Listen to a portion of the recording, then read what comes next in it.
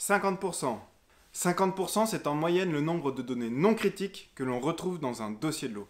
Ce chiffre, je l'ai mesuré en analysant des dizaines et des dizaines de dossiers de l'eau sur plusieurs sites. Restez jusqu'à la fin de la vidéo parce que je vais vous donner les clés de cette méthode d'analyse. Et la première source de données non critiques dans un dossier de l'eau, c'est la recopie de données. Non seulement elle n'a pas de valeur ajoutée, mais en plus elle est source d'erreurs. Et les erreurs dans le dossier de l'eau, il y en a. En moyenne sur les sites, le bond du premier coup en sortie de production est de 15%. C'est-à-dire qu'il y a un dossier de l'eau qui sort de vos lignes de production avant la première revue sans aucune erreur, contre 6 avec une ou plusieurs erreurs. Pas terrible comme performance pour un élément si impactant dans le temps de cycle de votre site. Alors voici 5 astuces pour passer de 15% de bond du premier coup à 90%.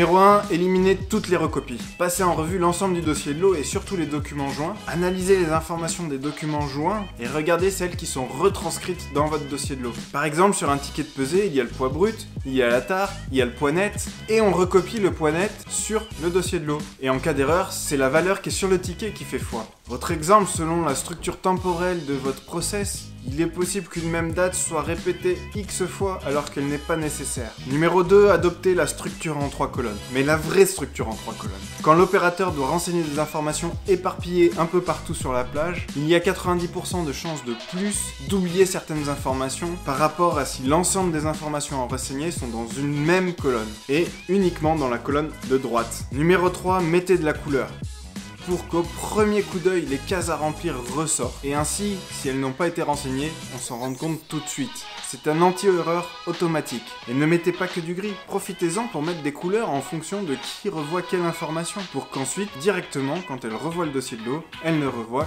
que les données qui sont dans la couleur qu'elles doivent revoir. Numéro 4, intégrez directement dans votre dossier de l'eau des emplacements pour joindre les documents à joindre. Il y a souvent des oublis lorsque l'on doit joindre le document au verso de la page ou alors à la fin du dossier de l'eau. On met en place des checklists pour s'assurer que tous les documents sont là.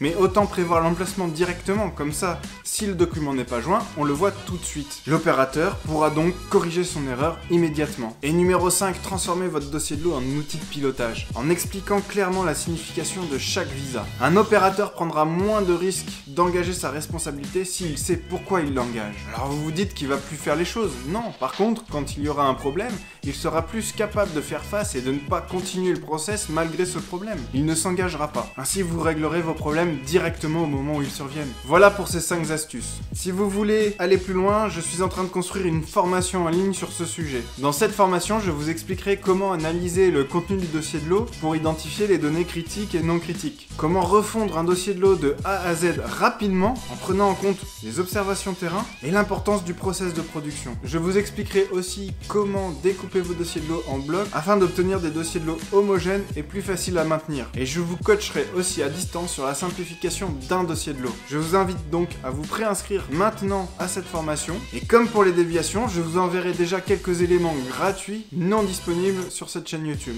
D'ailleurs, en vous inscrivant, vous aurez accès dès maintenant à la grille qui vous permet d'identifier si une donnée est critique ou non. Si vous avez trouvé cette vidéo intéressante, partagez-la et likez-la. Ça m'aide beaucoup dans le développement de cette chaîne et de ces vidéos. Abonnez-vous à la chaîne YouTube pour recevoir une notification à la sortie de chaque vidéo et être sûr de ne pas les rater. Je vous donne rendez-vous dans la prochaine vidéo où je vais vous inviter à prendre de la hauteur sur les erreurs humaines. Je vous dis donc à très vite et d'ici là, n'oubliez pas, ne croyez pas ce que je vous dis, expérimentez-le.